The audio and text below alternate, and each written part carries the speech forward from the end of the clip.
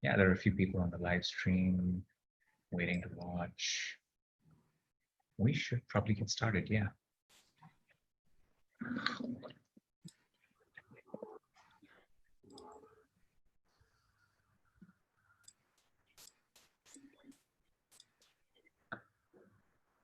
Hello, folks. Good morning. This is Davneet from ThoughtWorks. We have Aditya.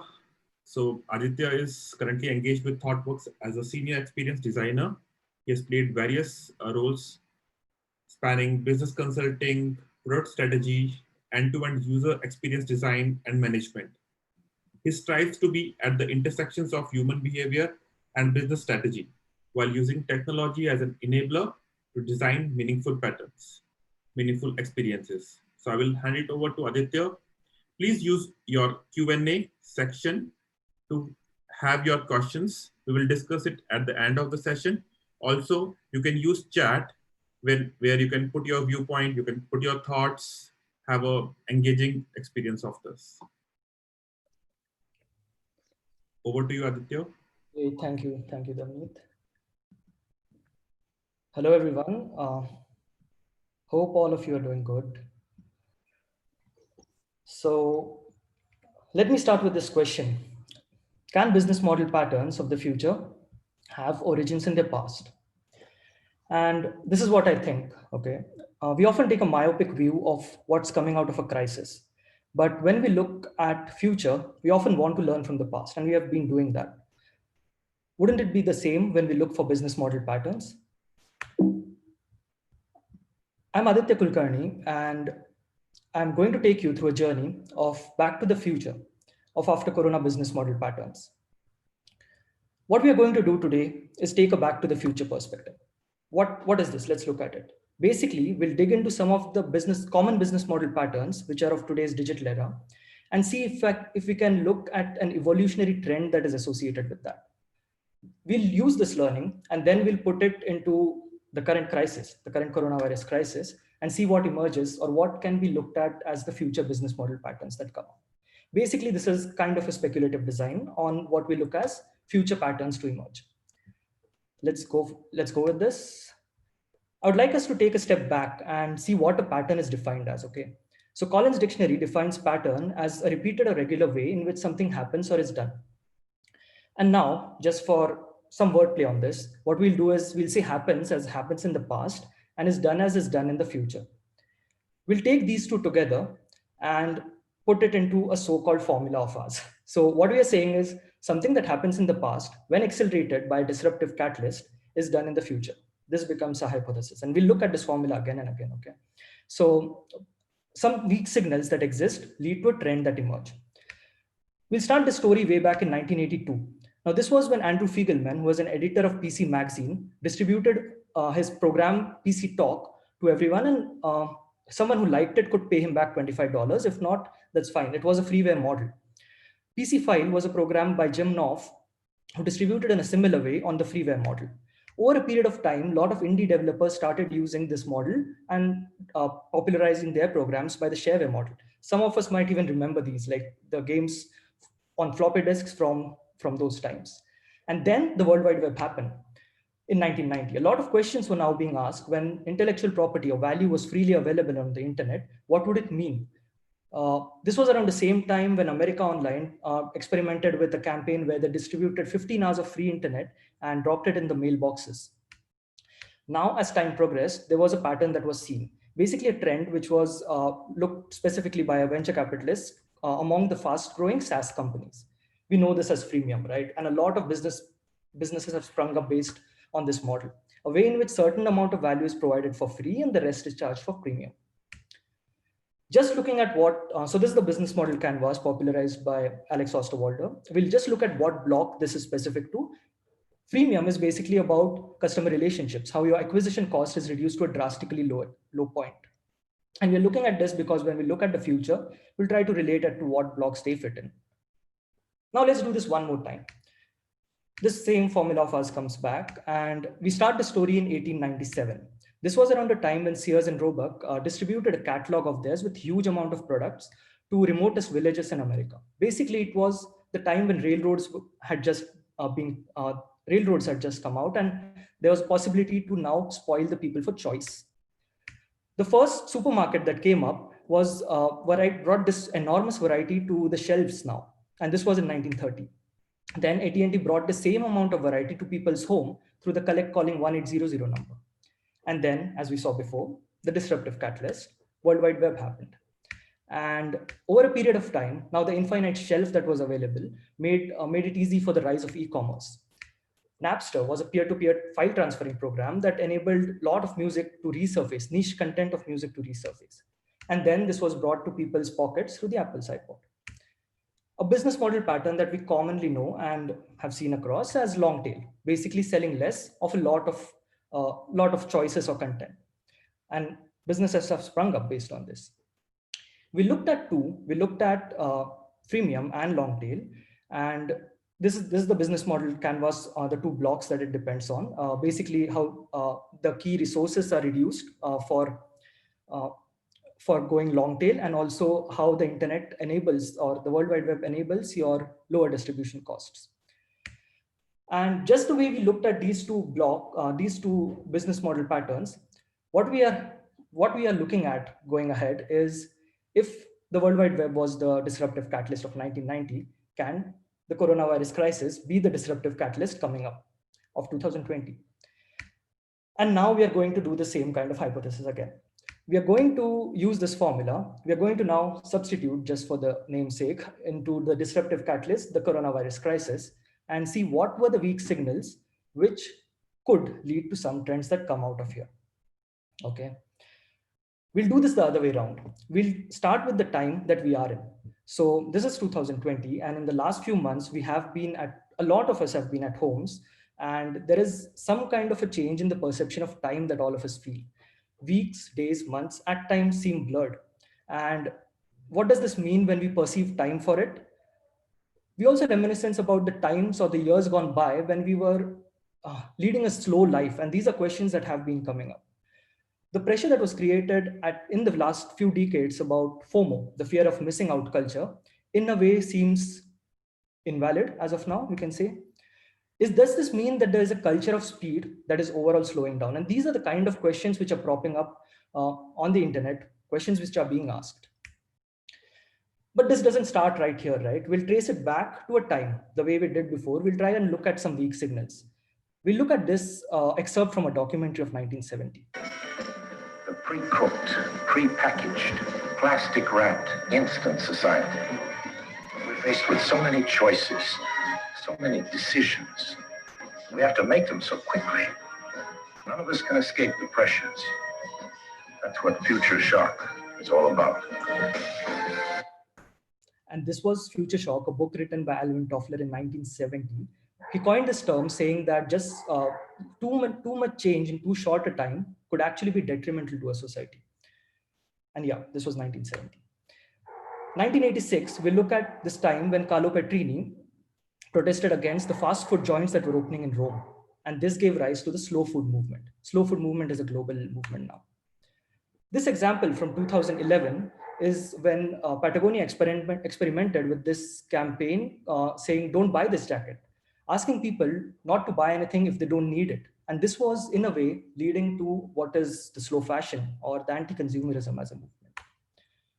This article from 2018 in HBR talks about the research done by Gianna and Katharina, which is about how people are now expecting to go slow in their lives. They are kind of time poor, and can businesses leverage this? Is there a way in which growth of businesses could be based on slowing down of customers? Now, this is in 2019, Italy was declared as the year of slow travel. They wanted people to come in, soak themselves in a place rather than just hop from one place to the other, experience one place at a time.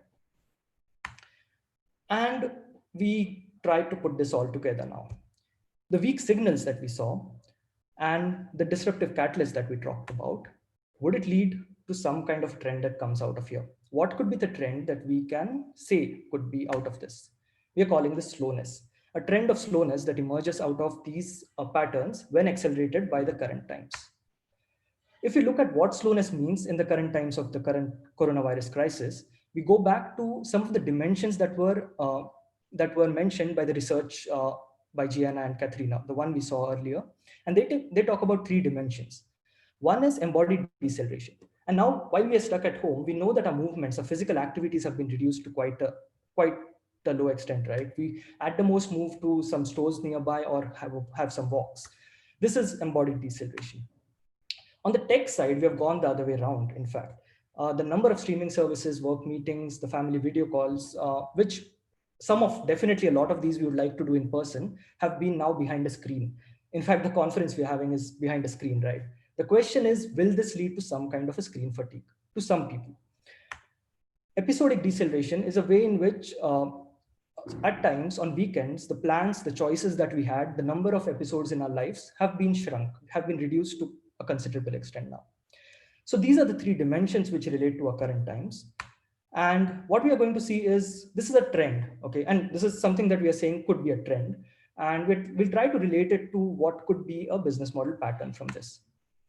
Taking the metaphor of slow cycling is a race that is counterintuitive to your speed cycling races, and where it is basically expected for you to not put your feet down and the last one wins. What we are saying is a way in which the number of our pedaling that is reduced in slow cycles. Similarly, can the business activities be reduced to save on costs, the unnecessary business activities as we are calling it. And on the other side, is it possible that the customer facing episodes are also reduced to create a better experience? Now let's just imagine this further. Some of the key tenets in this could be that customers are made to think twice before making a buying decision, the way Patagonia did long back. And this could be leveraged to even reduce the chances of returns. Now, returns are cost intensive, especially, and this is for sellers especially. And this is in these times when sanitization is a must and on a very intense level, it makes it expensive, as well as it takes time to come back to the inventory. The second is the dependence on FOMO as a culture, right? Fear of missing out. We have been in that. And there are a lot of interactions that have been based or driven based on it. Long scrolls, clickbait interactions. For a person who is stuck behind a screen, for a person who doesn't want to look at the screen again and again, would it mean that reducing the number of choices and reducing the choice paralysis would mean something as a benefit? Would it be that helping them make a decision could be useful? So these are the kind of questions that come when we imagine it. And the canvas, the business model canvas, which we looked at earlier, this is primarily looking for a new customer segment, a one that is emerging, one that has been proposing slow lifestyle, could be the one early adopters here. And the activities being reduced, as well as the customer episodes being reduced for a better experience, would be the drivers. We did this with a trend of slowness. We did come up with something called slow cycle as a business model pattern. Now we'll do this one more time. We'll just go back and do this again. We're doing this just to see if what relates to it and what correlations come out, okay? And what we say is, we start with this research article. Now BCG's research article talks about way trust can be used by economies to rather recover. They talk about the 4 levers of trust in this case. And we'll come back to that later as we dig deep into it. We'll start with this book, Trust, by Francis Fukuyama. It was the first one which talked about how trust becomes beneficial to societies when it is seen to grow among them. So basically, a society that has a trust enabled between them is the one that thrives, was his idea that he came out with. 2001 was when the first Edelman's Trust Barometer survey came out, and we look at it what it is as we go ahead. This was the first time, and this was on the basis of the Trust book. It was also the time when NGOs were protesting in America against the globalization of the industries of those times. And now the survey has been done year on year till 2020. This was when Patagonia experimented with the footprint chronicles. Basically, they gave a transparent view of what happens behind the scenes. What happens with the entire supply chain was now visible and transparently visible to their customers. This is an excerpt from a documentary called Naked Brand, and we'll just start by looking at it. companies have to shift away from just saying they're great to actually being great. Image is reality. What you see is what you get. Rather than spend a lot of money on paid advertising, instead, let's take most of that money and invest it into customer experience. Let's create a platform so that our consumers can bring to life what they want and their passion. People would hug me. I've never been hugged for any work that I've ever done. I barely get hugged at home. So this is from the Naked brand. The documentary talks about how false advertising is in fact detrimental to your perception of the brand's trust. And we started with this survey. We looked at what Edelman's Trust Barometer survey does year on year. And this is how it has given a way in which all institutions can look at trust for that particular year. 2020, it in fact talks about a quadrant in which literally there's no institution that falls as both competent and ethical. And that's a quadrant as an opportunity to look for. Our formula comes back again, and we put all these weak signals which we saw, accelerated with the current coronavirus crisis, and look for a trend that could come out of this. What could this trend be? A common denominator that we have been looking at, trust. So trustworthiness is a trend that we look at from this. And now again, the way we did with slowness, we'll try to relate with what it means in the current times. In the current times, there are questions, and these are the 4 levers which we mentioned about earlier in the BCG article. The 4 levers are primarily one where the question is about how open you are in sharing your information. The other is what is the safety net which is created when you trust someone with some information. The other is what is the promise on your delivery, and the balance between self and focus, self and others, basically meaning that customers are now not looking at brands who are just targeting a particular customer segment. They're looking at brands to do a larger good, and hence the larger customer segment that should be affected by it. So these were the 4 levers which we looked at, and the business model pattern of trustworthiness. Now there's so the image gives you some idea of what could be the metaphor here. The idea is just as WYSIWYG, what you see is what you get, editors. WikiWig, what you know is what you get, could be a way in which brands depend completely on transparency as a value differentiator. They also create, just like direct manipulation in WYSIWYG, they create a way in which a feedback mechanism so fast empowers the customers to make some changes in the brands that they can see immediately. What the key tenets of these are? Basically, a way in which a see-through ethical behavior is created for customer loyalty. And this becomes a key differentiator. Now, we looked at what Edelman's Trust Barometer survey was. It said that no institution, when they say institution, it's basically NGOs, governments, and businesses. No institution is considered in the quadrant currently of being ethical and competent, and there lies an opportunity in it. The other thing that they also talk about is a brand that's considered ethical has a more chance of being trusted than one which just relies on competence. That's a key factor as well. When we look at these brands, they can create micro channels to enable such honest conversations that can lead to change. And basically, this is where we are talking about what the lever of self versus others could mean, and hence how can it help in building customer relationships. Now the blocks over here, it's basically about your key partners. It is taking the entire, it's not just the brand that is creating this transparency, it is the entire ecosystem that is being transparent to give that visibility of what happens behind the scenes.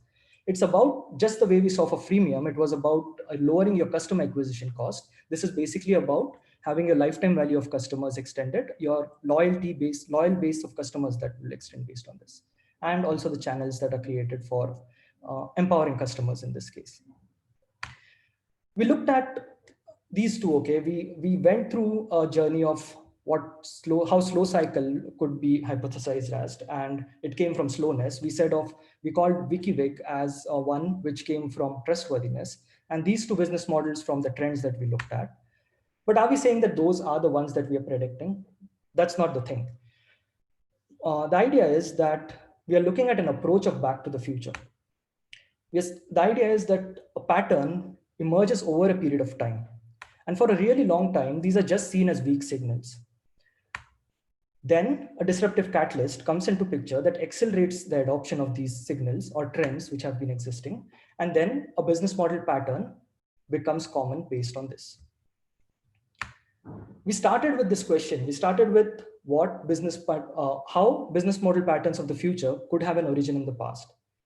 At least we can say that looking at these examples, and I think this is just a start of how we can look at even further examples from here.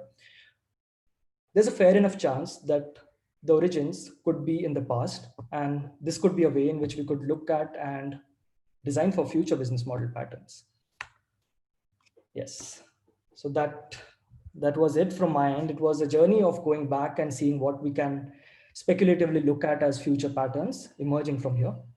And yes, I'd like to open up this for any kind of discussions, any questions that we have. Yeah, I found that quite interesting, and folks, feel free to raise your hand. I'm curious to see this applied. So, for example, I was saying, as you were explaining all of this, right? So you explained slowness, trustworthiness. You explained the concept of WikiWig, as a model to kind of wrap your heads around it. So, if you think of a retail brand, because I think that example of Patagonia kind of stuck with a lot of people. It's quite easy to imagine these patterns applied to a retail brand. But could you probably spread it out a little bit and say, talk about it in the context of, let's say, banking? How would these patterns apply there? Yeah, so I think as I said, there are two things to look at over here. One is a trend. And if we first go with this trend of slowness, and that's the reason I looked at even the business model canvas and where we look for the blocks. So the block that we are looking at is a customer segment of people who are adopting a slow lifestyle to emerge. Got it. So it's now we dig into that on what these, so when we look at each of these various verticals, we can even look at banking and see what could directly apply to these for a particular segment. The second aspect of it was reducing the activities, and that would mean just the unnecessary activities which we are doing. So now taking this example, and that is, I think, a broad example to look at, the culture of FOMO, right? The fear of missing out culture. If our hypothesis is that FOMO culture doesn't become as relevant as it was earlier, then it affects all kind of, so retail banking is a space. It's when we say retail, it's not just the apparel. The example was apparel, but retail banking, if we look at, how would the movement from FOMO to the ones that are coming out in a way where you're looking at a slow lifestyle to be adopted, be taken for retail banking customers. And right. That could be a direct way in which we kind of generalize it and see for various industries. Got it. So Shubhra had a question about choice paralysis, and she was wondering if you could expand on that concept a little more. Right. So I think choice paralysis, and I in fact related to it some time back as well. So when we wanted to buy one particular item, and the way you are shown currently, the listing of items is basically expecting you to have kind of an endless scroll. It gives you a lot of items to choose from, and you can make a choice based on it. The idea of choice paralysis is too many choices given to you is detrimental to you making a decision based on it. And it's the paradox of choice. Paradox of choice, analysis paralysis in a way, right? So sure. How do I make a decision on buying something when there is too many things? And I think the slow lifestyle in a way is about, so it's slow lifestyle. One is just about reducing, the other is about reducing the choices that you have as well. And sure. Relates directly. Yeah, I mean, I think all of us experience this, right? So, I think the best meals that some of us have had are from a set menu. Whereas when you go to a buffet with, let's say, 40 dishes on it, you still don't actually go through all of the 40 dishes, do you? I mean, it takes you a while to figure out what you're going to put on your plate. A very relatable analogy. And just to extend on that, so if we, again, like this example could be relatable more to e-commerce or even the way retail is being spread out, right? Retail banking, it's getting into, and this was what we were expecting. So getting too many things out and giving those enormous choices to make from. The problem is the same thing, right? Like if we take this hypothesis further, too many choice is not necessarily a better decision-making idea, or it's not necessarily helping you conversions in any way. It could be. Yeah, and I think you make a great point there, even from the perspective of e-commerce, right? When a lot of choice exists and there is a lot of that paradox of choice coming into play, you need to reach a certain level of scale, All right. or at which, even despite the choice paralysis, people are making enough choices for you to be profitable, I for think you to be making sales. and that's what was the long tail model. So we looked at the long tail business model pattern as well. Its main actually this is counterintuitive to that in a way, because long tail was about giving that enormous choice. It came out at a time when people were introduced to supermarkets, then internet brought, and that's why we went through that history. And the thing is, and this is all looking into what coronavirus could be as a disruptor as of now. And there could be this emerging segment. It's not necessarily that this would be spread across, but the early adopters would be the ones who have been living this slow lifestyle and are continuing and seeing that, okay, this totally makes sense in these times. Right. Hey, I had one more question for you. I mean, just on that trustworthiness kind of theme, that pattern that you were talking about. So, and I asked this question to Samir as well yesterday, which is that you look at a number of brands that were considered disruptors, right? They became disruptors on the back of skipping regulation. Now, regulation was one of those things that until very recently was a bad word.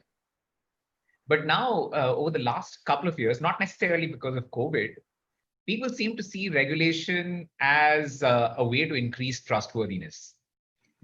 So do you see also this oscillation in behavior wherein, for one era, regulation is a bad word, and then for just the subsequent era, you see regulation as a thing that lends trustworthiness and hence increases your brand equity? I heard you yesterday. Yeah, you mentioned about the oscillation, the cyclic movement, right? And yeah, so regulation in a way was considered a disruptor. Like going beyond that was a disruptor for quite some time, and now that's the reason the 4 levers of trustworthiness, right? And those, one of the lever also talks about your delivery of promise. It talks about what is the safety net created when you trust someone with something, right? So all these are also your ways in which the trust is created. Now, WikiWig is a pattern, or like what it's a jargon name which is created, but it is a pattern which totally relies on transparency and creating that see-through ethical behavior, which also has a good linkage because people are in a way fed up of just the marketing which is done on the surface, and you always have, especially because of internet, you have a view behind the scenes. So this becomes a differentiator for the brand. The other can be, and each of these trends, this is the way I see it, okay? Each of these trends, and there can be many more like these, can lead to multiple business model patterns that come out of it. And that's why I was taking it more towards, the idea is that we can look at more such trends and also more such patterns emerging from it. So another which I had in mind, and just to put it out, was DIY, right? Do it yourself in a way, and I've not linked it and I've not thought through completely, but do it yourself was in the background as weak links for a really long time. Yeah. With a very low adoption, definitely, especially in our culture. But would it mean that people staying at home, being introduced, like I have myself been introduced to a lot of things at home now and doing things by myself, would it mean that that also picks up in a way? Yeah, that would be interesting, right? Given the fact that, again, we were just chatting before this talk started that the, lines between work and life are blurred, which means that you're spending a lot of time at home. So with some of the time surplus that you have, could DIY make a comeback? Yeah. Right. Hey, we're almost on top of time, but I really enjoyed your talk. Thanks so much, Aditya. Folks, we are going to go into a break, but before we go into a break, I just wanted to make a couple of quick announcements.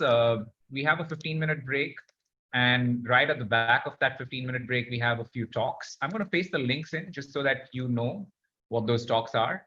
And I think the show begins again at 11:30. And with that, I think we should thank Aditya. Thanks for that. Yes, thank you. Yeah. Cheers, everyone.